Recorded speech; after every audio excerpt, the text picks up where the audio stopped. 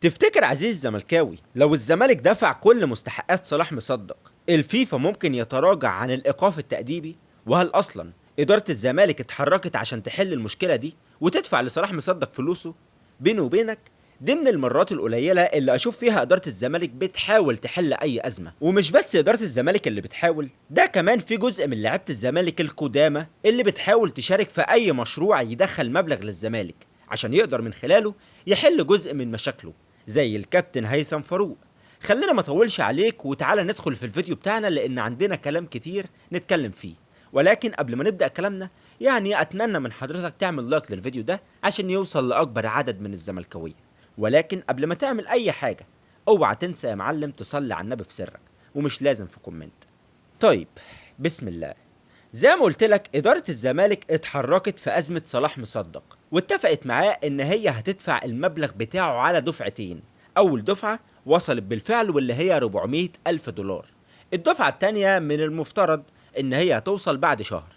طيب ركز بقى معايا لأن في كلمتين مهمين جدا ودول اللي فيهم الخلاصة.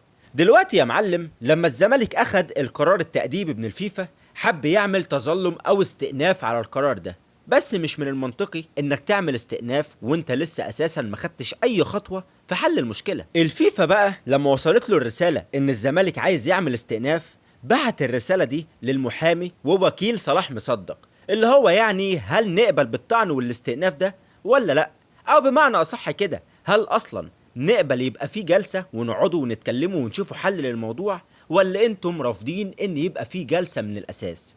لما الرسالة دي وصلت لصلاح مصدق والوكلاء بتوعه اتفقوا ان هم هيدوا فرصة تانية للزمالك وطلبوا تأجيل الرد من الفيفا عشان الفيفا يحدد ميعاد تاني بالفعل واللي هو يوم التلات عشان يتم بقى الرد فيه على إدارة الزمالك. هل تيجوا نعملوا استئناف ونقعدوا ونحددوا جلسة ولا ما تجوش وخليكوا في بيتكم؟ خلي بالك الرسالة دي لما وصلت لصلاح مصدق كانت قبل ما يتبعت له الفلوس وصلاح أخد الفلوس، فبالتالي رده المنطقي على الفيفا ان يبقى فيه تحديد جلسة ويقبلوا الطعن بتاع الزمالك. حلو لحد هنا، حلو زي الفل. بس خلي بالك لان الفيفا محدش بيضربها على قفاها، انت لسه عندك كمية قضايا ولاعيبة عاملة فيك شكاوي كتيرة جدا، ولسه هيظهر لك مشكلة عبد الحميد معالي واحمد الجفالي وابراهيم نداي. فلازم حضرتك قبل ما تروح للفيفا وتعمل استئناف على القرارات بتاعتهم تبقى عندك المبررات اللي من خلالها تبقى بتتكلم بثقة، اللي هو مثلا والله يا جماعة بصوا انا حليت مشكلة عبد الحميد معالي، حليت مشكلة صلاح مصدق، وببدأ ان انا احل باقي القضايا اللي عليا، فلو سمحتم يعني تدونا فرصة تانية او جدولة مثلا للقضايا اللي عليا او الفلوس اللي عليا. فساعتها الناس اللي موجودة هتبدأ ان هي فعلا تفكر او تديك فرصة تانية. انما بقى حضرتك لو رحت لهم دلوقتي هتقول لهم ايه؟ هتقول لهم والله يا جماعة انا ما حلتش غير قضية واحدة من 17 قضية عليا. ساعتها الناس هتضحك عليك وهتقفل الباب في وشك وتقول لك روح. بس خلي بالك الموضوع مش هيبقى بس روح ويقفل الباب في وشك وخلاص كده، لا، الفيفا زي ما انا لسه قايل لك دلوقتي محدش بيعرف يضربها على قفاها او يضحك عليها. فحضرتك لو ما دفعتش الفلوس اللي عليك وحليت كل القضايا هتلاقيهم بيدوك ايقاف تأديب الفترتين، ممكن الفترتين دول يبقوا 4 وممكن يبقوا 5 وممكن يبقوا 6، ولو لسه برضه مصمم ان حضرتك ما تدفعش الفلوس فممكن يحط عليك غرامات، ولو الموضوع زاد هتلاقيهم بقى بيخصموا منك نقاط في الدوري. الموضوع ممكن يوصل ان هم يخلوك تهبط للدرجة التانية عادي جدا.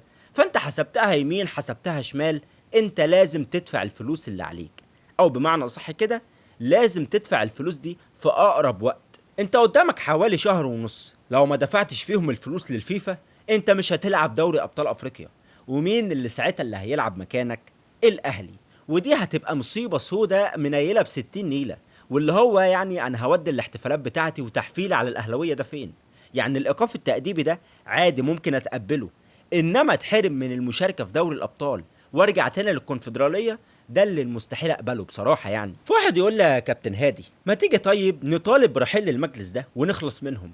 اقول لك انت غلطان، لان انت المجلس ده هيمشي دلوقتي جميل وزي الفل، اللي هيجي بعده ده تفتكر هو ممكن يحل المشاكل دي كلها؟ او تفتكر اصلا ان هو ممكن يوافق بالمهمة الشبه مستحيلة دي؟ وخلي بالك ده بالظبط اللي حصل من بعض الناس اللي موجودة دلوقتي في إدارة الزمالك. ناس راحت قدمت استقالتها لوزير الشباب والرياضة، لكن الراجل مشكورا يعني رفض، لان زي ما انتم كنتوا سبب في كل المشاكل دي فانتوا برضو لازم تكونوا سبب في حلها.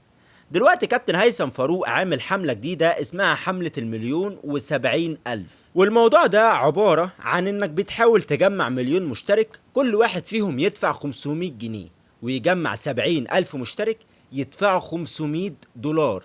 عشان المشروع ده الزمالك من خلاله ممكن يجمع فوق ال20 مليون دولار، ودي فكرة كويسة وكل حاجة. بس ده يا معلم هيرجعنا تاني لنفس الفكرة بتاعت الابليكيشن.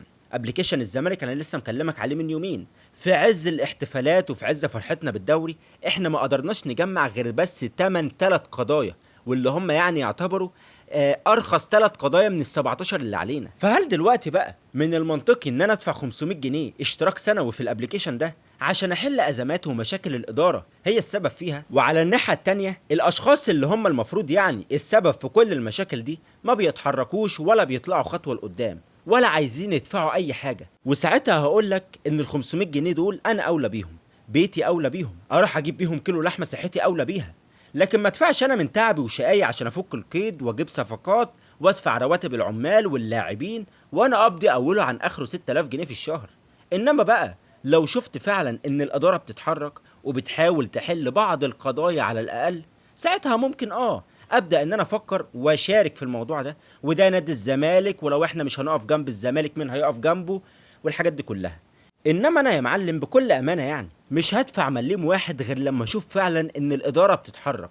الشيء الايجابي في الموضوع ان الحمد لله بقينا بنسمع اخبار كويسه، صلاح مصدق على وشك الانتهاء، عبد الحميد معالي في اتصالات وتسوية للمستحقات بتاعته، كذلك الامر مع بعض اللاعبين الزمالك القدامى اللي بدأوا ينشغلوا بالموضوع وبيدعموا وبيشاركوا الابليكيشن بتاع الزمالك والفكره بتاعت كابتن هيثم فاروق. وخلي بالك في ظل كل الحلول اللي الزمالك بيحاول يطلعها، سواء الابليكيشن سواء رجال الاعمال سواء كابتن او ممدوح عباس، فلازم برضو نحط في الاعتبار انك لازم تبيع بعض اللاعبين اللي ملهمش اي 60 لازمه عندك. دول ممكن يوفروا مبلغ كبير جدا للزمالك يحل معاك في المشاكل دي، وكمان تقدر من خلالهم تجيب بعض الصفقات. حسام عبد المجيد من الواضح جدا ان هو مش هيجدد معاك، فلازم يتم تسويقه باحسن شكل، يجيب لك 3 4 مليون دولار 5 مليون دولار، مش عيب ولا هي بعيدة، لا ده بالظبط اللي الزمالك محتاجه دلوقتي. تبيع بعض العناصر اللي مؤثرة، وخلي بالك حسام عبد المجيد مش مؤثر قوي، انت عندك محمد اسماعيل والونش وعندك كمان السيد اسامة وعندك احمد حسام، يعني عندك 4 مدافعين، فانت مش محتاج تاني، ولو محتاج تاني فانت هيبقى معاك الامكانية ان انت تروح تجيب مدافع سوبر من الدوري المصري على الاقل. يعني كمان ما تنساش ان حسام عبد المجيد بيلعب كاس عالم، يعني دي احسن فرصة لاستغلال تسويقه بشكل صح.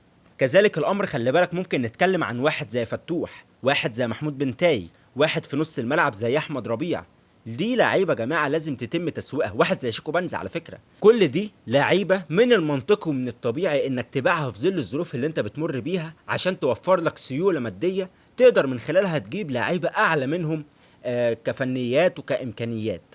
عامه عزيز زملكاوي احنا في انتظار يوم الثلاث، وساعتها هنشوف هل حضرتك هيتسمح لك انك تدفع الفلوس اللي عليك وتعمل صفقات بشكل طبيعي، ولا الايقاف التأديبي هيفضل موجود عليك. وساعتها يا معلم انسى بقى موضوع الصفقات ده تماما والكلام كله هيتغير. كان معاكم ادي هشام، مع السلامة.